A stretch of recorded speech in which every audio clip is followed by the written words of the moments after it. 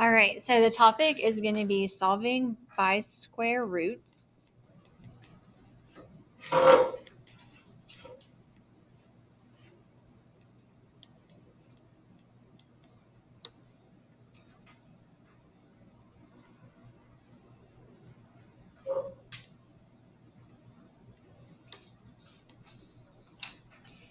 All right, so this is just another way to solve equations, a quadratic equation. So the first way we learned was factoring. I don't think that was anybody's favorite thing to do, but I could be wrong. But this is just going to be more like instinctively solving equations kind of thing. So let's say you have the equation. I'm just going to squeeze it up here. X squared equals 4. What numbers can you square and get 4? There's 2 of them, actually. What numbers can you square and get 4? 2 and what's negative 2 squared? Negative 2 times negative 2? 4. So 2 and negative 2 are both numbers you can square to get 4. So if you can do that, if you can take an equation and basically have it be x squared equals a number, you can solve by taking square roots.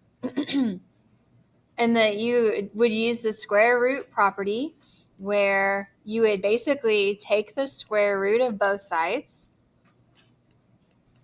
But on the right side, you're going to do the positive and negative square roots. Because there will always be 2 numbers you can square to get the number, a positive version of the number and a negative version of the number. Okay, so I am going to talk about the steps kind of as we do them.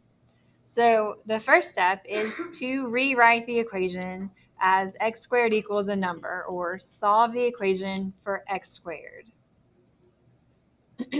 That's already done on number 1. All right, and then the second step is to take the square root of both sides. Be sure that you take the positive and negative square root. So we'll do the square root of both sides. Over here on the right side, I'm going to do the positive and negative square root. So the square root of x squared is just x. So square root will always get rid of a square.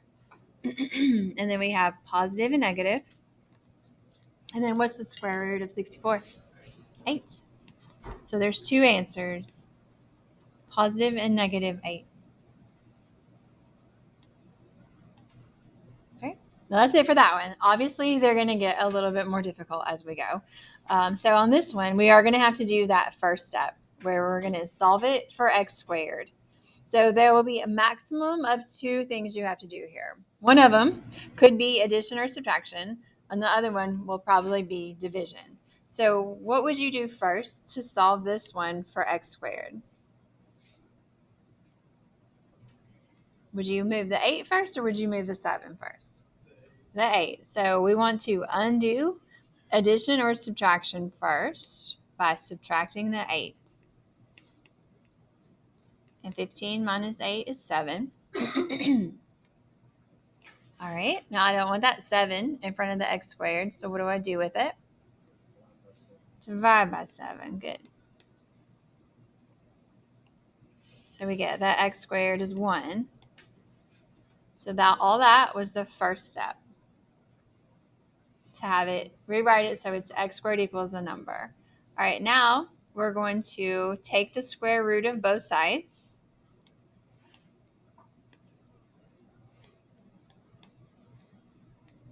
The square root gets rid of the square, and you're just left with x. All right, and then we always have a positive and negative version of the answer. And what's the square root of 1? Just 1, good. So we have 2 answers, positive and negative 1.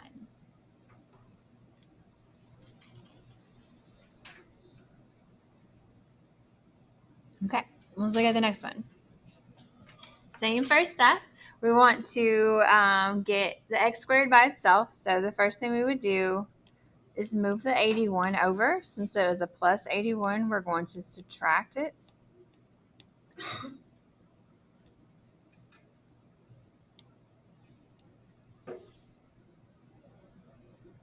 Then we're going to take the square root of both sides. So the square root of x squared is just x. And then we have our plus or minus. What's the square root of negative 81? It's not 9 or negative 9, but it has a 9 in it. 9i, good.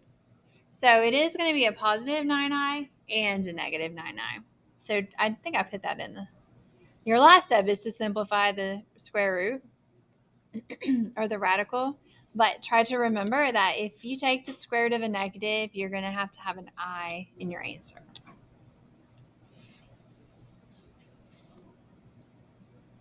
All right. Let's look at this one. So first step is still to get x squared by itself. So we would start off by subtracting the 9.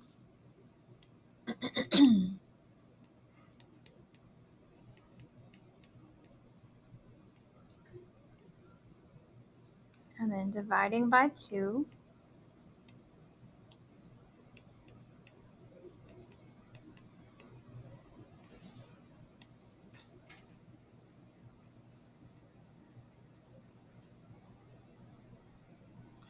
And once you get down to x squared equals a number, we're going to do the square root of both sides.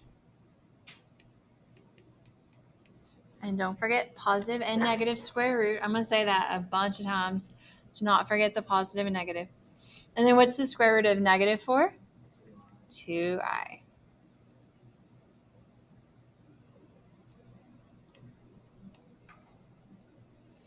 Okay, now they start getting a little more difficult to simplify the radical when we get down to number 7 and 8, but let's just keep going with these.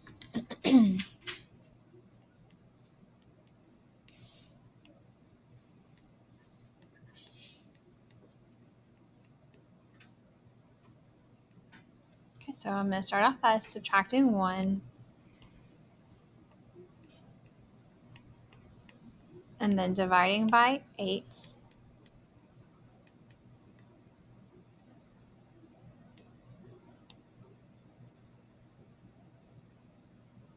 All right, so that's the first step. Solve for x squared. And then take the square root of both sides. So now I just have x equals. Is there anything I can do to simplify the square root of 2? Nope. That's it. That's going to be the answer.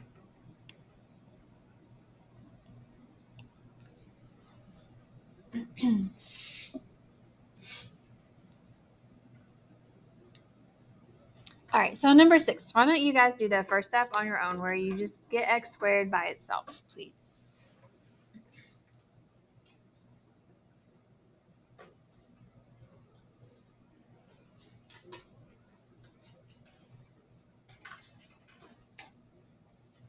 It should just be 2 steps. One step will be to either add or subtract something.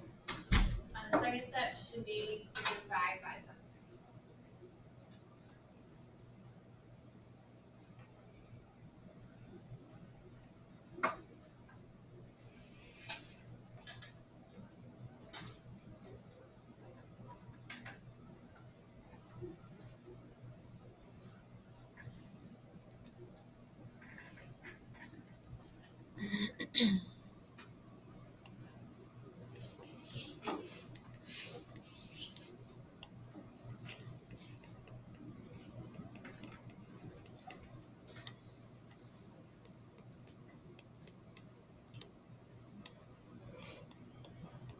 All right, so you should get that x squared is negative 6. All right, and then to find what x is, we'll do the square root of both sides. So we have the plus or minus. Because there's a negative, we're going to pull out an I. Mm-hmm.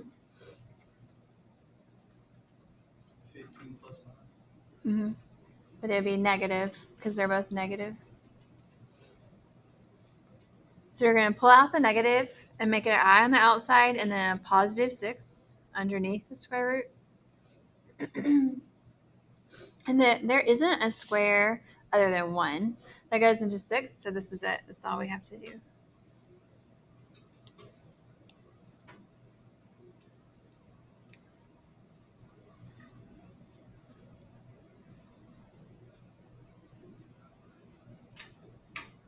Okay, so down here at the bottom, are y'all done with that?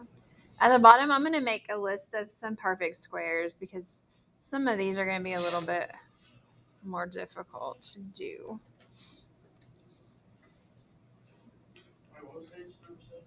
Positive and negative I squared is 6. Is that not what you got? Okay.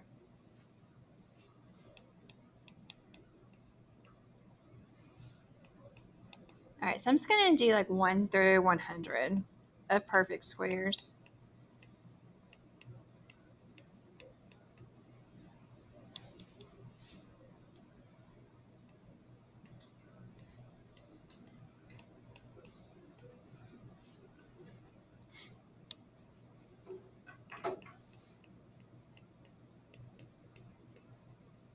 Actually, I'm going to go to 144.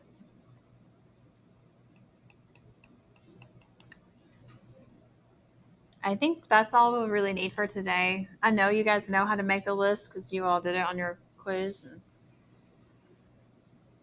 these numbers we get today don't end up getting super big.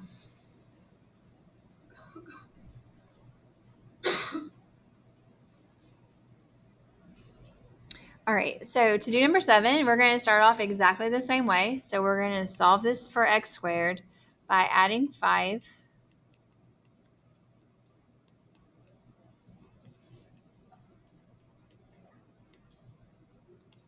And then dividing by 3.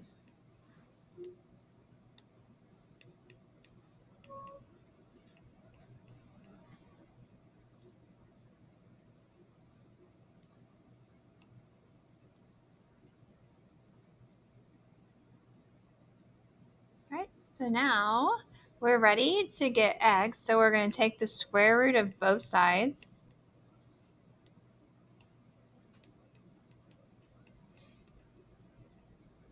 So because there is a negative, I am going to pull out an I. And then with a number as big as 147, more than likely, there is a square that goes into it. This is the way these problems are designed. Because it's an odd number, it would only be an odd perfect square that divides evenly into 147.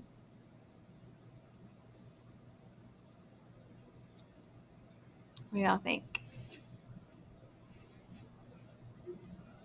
It is 49. It's 49 times 3. So I'd break that down into the square root of 49 times the square root of 3.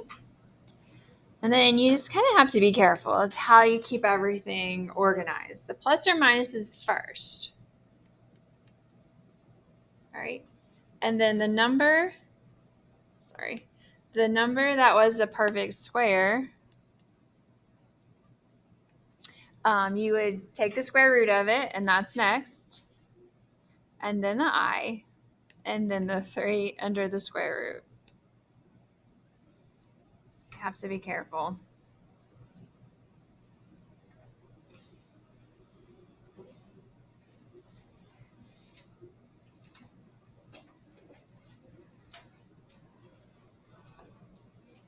Okay, let's look at number 8. So start off the same way. This one is a little weird because of that fraction, but we can do it.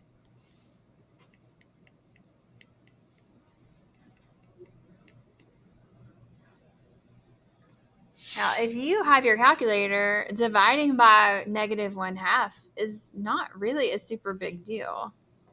Your calculator knows exactly how to do that. I think it's probably still typed in earlier. Yeah. So you would do the -40 and then divided by, and anytime you want to get a fraction, it's alpha y equals. So dividing by -1/2 is not the same as taking half. Taking half is dividing by 2. Dividing by -1/2 is different. It's actually multiplying by 2. Anyway, we're going to get that x squared equals 80. Oh, let me pull it back up. Sorry.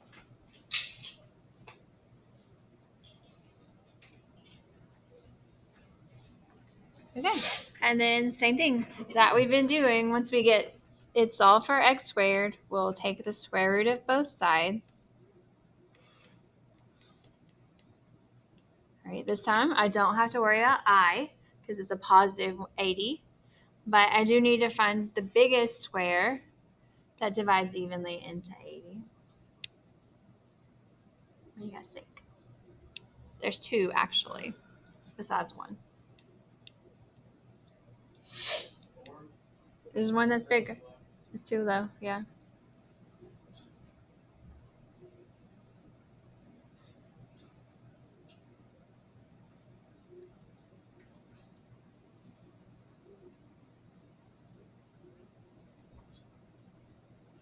Yes.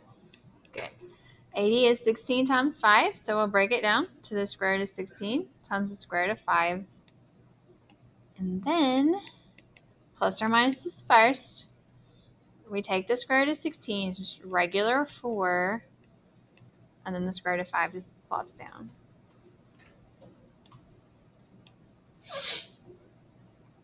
All right, why don't you guys try this last one on your own, please?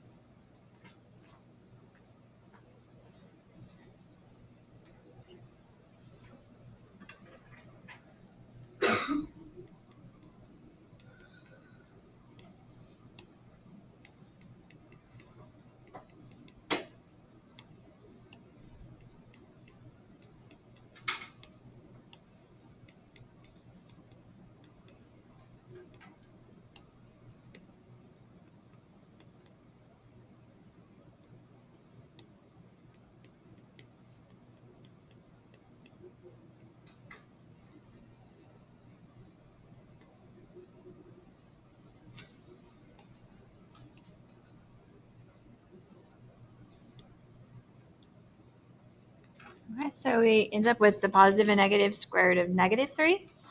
And then we just pull out an I and make it positive 3, and that's it. All right.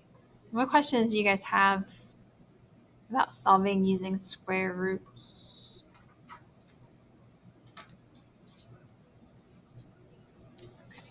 Your assignment is on the back. I'm going to scroll down and I'm going to write down all the answers. You have to show your work. You can't just turn in answers. And your work needs to make sense.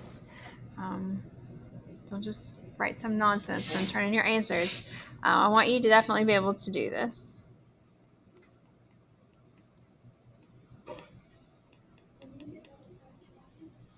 Sure.